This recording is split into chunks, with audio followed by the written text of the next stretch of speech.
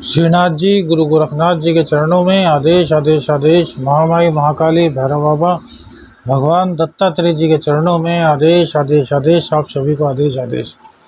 बात करते हैं बृहस्पति के राशि परिवर्तन की। गोचर में बृहस्पति देव 13 महीने के लिए अपनी राशि को छोड़कर, अपनी स्वराशि को छोड़कर मंगल देव की मेष राशि में प्रवेश कर रहे हैं, जहाँ पर कि पहले से ही राहु देवता विराजमान हैं। तो बृहस्पति देव और राहु देव का मिलन मंगल की राशि में होने वाला है। मंगल देव अपनी उग्रता के लिए, अपने साहस के लिए, परिक्रम के लिए, पराक्रम के लिए, जल्दबाजी के लिए जाने जाते हैं। इनकी राशि में गुरुदेव का सामना राहु देव से होगा। गुरु चंडाल दोष का निर्माण होगा। 2024 में मई तक गुरुदेव यहीं पर रहने वाले हैं। क्या प्रभाव पड़ेगा प्रत्येक राशि पर गुरुदेव का, इसके बारे में चर्चा करते हैं। गुरुदेव सौम्य ग्रह हैं। गुरुदेव संतान के कारक हैं, दाम्पत्य के कारक हैं और साथ ही साथ भाग्य के भी कारक बताए गए हैं। यदि काल पुरुष की कुंडली की बात करें तो भाग्य स्थान और व्यय भाव के स्वामी भी बृहस्पति देव को ही बताया गया है। चलिए बात करते हैं किस प्रकार से बृहस्पति का यह गोचर आपके लिए शुभता लेकर आएगा। क्या क्या सौगात देंगे आपको बृहस्पति देव। आदेश आदेश आदेश आदेश। बात करते हैं गुरु राशि परिवर्तन वृषभ राशि की। देखिए, वृषभ राशि में 8वें स्थान के और 11वें स्थान के स्वामी होते हैं गुरुदेव, जो अपनी राशि को छोड़कर 22 तारीख में 12वें भाव में चले जाएंगे। देखिए, बृहस्पति देव ज्ञान के कारक, संतान के कारक, भाग्य के कारक, और हमने अपने अध्ययन में देखा है बृहस्पति की महादशा में लोगों को बहुत ज़्यादा दुख सहन करने पड़ते हैं। शनि की महादशा से भी ज़्यादा खराब हमने बृहस्पति देव की महादशा को अपने अध्ययन में पाया है। कारण क्या है कि बृहस्पति देव आध्यात्म के कारक हैं और आजकल अध्यात्म से जुड़ने वाले व्यक्ति बहुत कम हैं।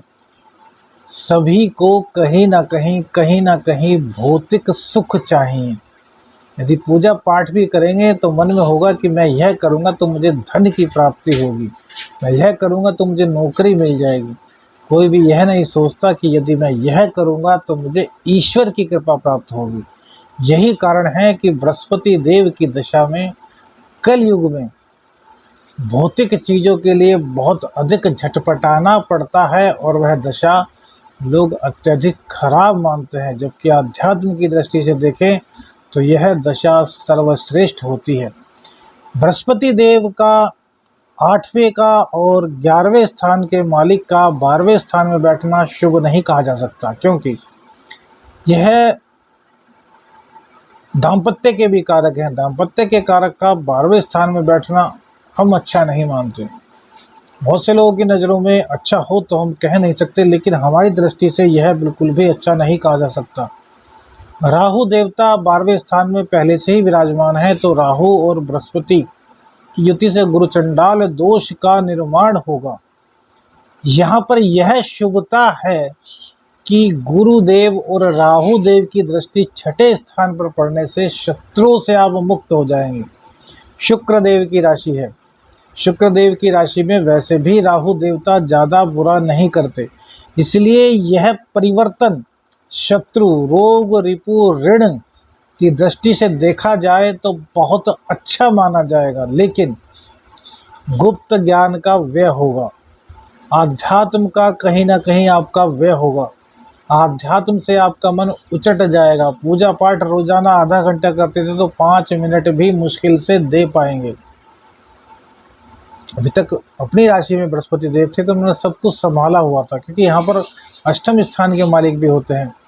कहीं ना कहीं आपको दाम्पत्य का सुख भी दिला रहे होंगे, तो दाम्पत्य के सुख में भी कहीं ना कहीं कमी देखने को मिलेगी। अब बात करते हैं इनकी दृष्टियों की कि बृहस्पति देव 12वें स्थान में बैठ करके कहाँ कहाँ अपनी दृष्टि डालेंगे। सर्वप्रथम इनकी दृष्टि डलेगी दृष्टि पड़ेगी चतुर्थ भाव पर। तो गुरुदेव की चतुर्थ भाव पर दृष्टि पड़ने से माता का सुख आपको प्राप्त होगा, मकान का सुख आपको प्राप्त होगा, माँ का आशीर्वाद आपको मिलेगा। लेकिन राहु की दृष्टि भी यहाँ पर है तो माँ के स्वास्थ्य में कोई ना कोई कमी आपको देखने के लिए मिल सकती है। वहीं चतुर्थ स्थान सुखों का स्थान भी है, तो राहु देव की दृष्टि सूर्य देव की राशि पर पड़ेगी। सूर्य देव की राशि पर पड़ने से कहीं ना कहीं आपके आध्यात्मिक जीवन में तो अभिवृद्धि होने के चांसेस थोड़े होंगे यदि आप धर्म कर्म से पहले से जुड़े रहे हैं, और यदि नहीं जुड़े रहे तो फिर यह अभिवृद्धि ना होकर के नीचे की ओर ग्राफ चला जाएगा। राजनीति में जरूर आपको ये फायदा पहुंचाएंगे क्योंकि गुरुदेव भी सपोर्ट करेंगे और राहु देव भी इसमें सपोर्ट करेंगे। लेकिन सबसे खास बात यह है कि इन लीगल कार्य से आपको बचकर रहना होगा। क्यों? क्योंकि राहु देवता आकस्मिकता का प्रतीक है।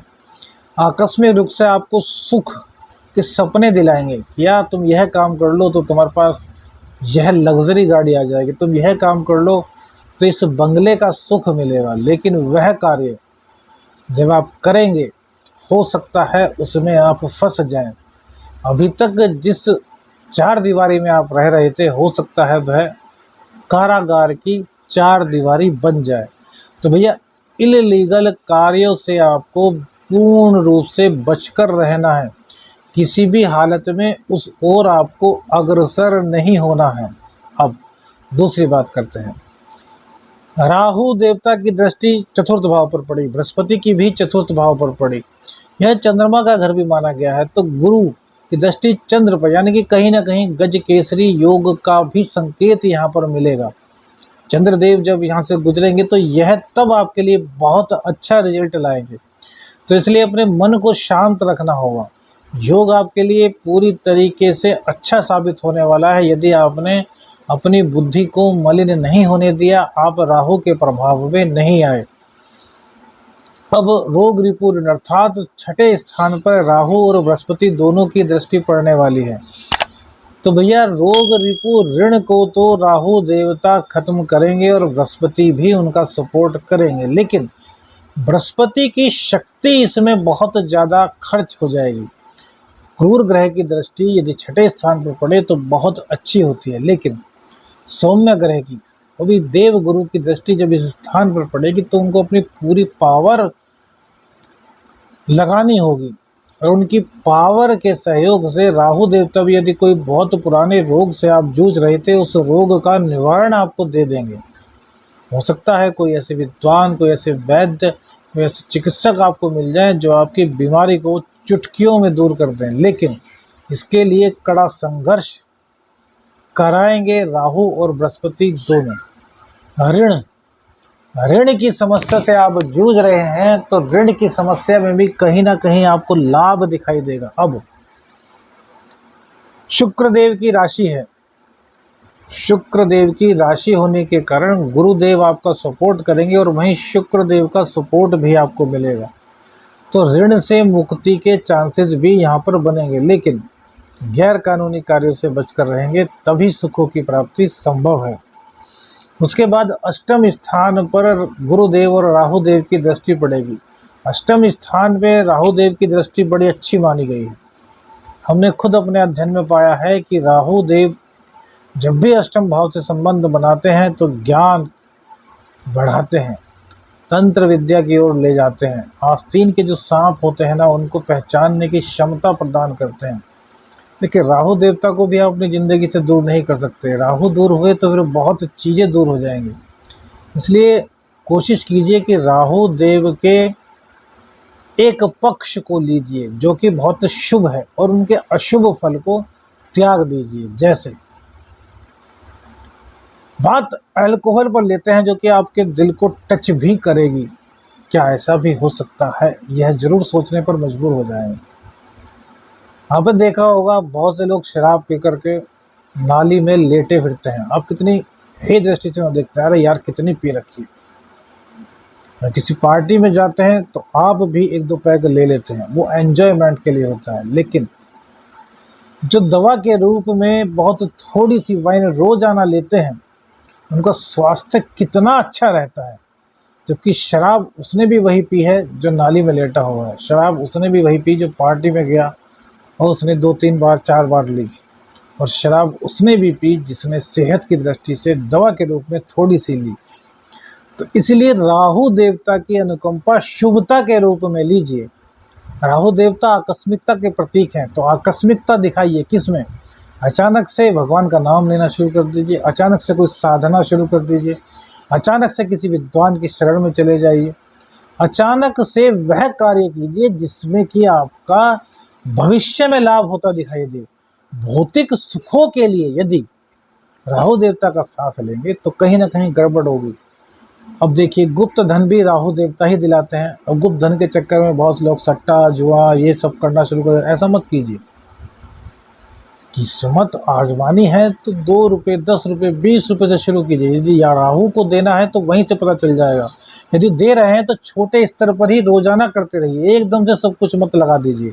एकदम से सब कुछ लगा देंगे तो फिर राहु देवता सब कुछ लुटवा भी सकते हैं। गुरुदेव की दृष्टि पे यहाँ पर है, इसलिए आपको बहुत सोच समझकर खोल कर समझाया है। इस बात को आशा है आप समझेंगे। गुरु और राहु दोनों का शुभ फल आप प्राप्त करेंगे। गुरुदेव और राहु देव की दृष्टि अष्टम स्थान पर होना मेरी नज़र में बहुत अच्छा है। दाम्पत्य का सुख भी आपको दिलाएंगे, कहीं ना कहीं से आध्यात्म का साथ भी आपको मिलेगा। आध्यात्म के बल पर आपका भाग्य भी जागृत होगा। बेफजूल के खर्च हो सकते हैं, तो खर्चों को हमने पहले भी बताया है, धर्म की ओर खर्च कीजिए। धर्म की ओर खर्च करेंगे तो बेफजूल नहीं होगा, आने वाले वक्त में आपको उसका लाभ ही प्राप्त होगा। आदेश आदेश आदेश, अलख निरंजन। हर हर महादेव।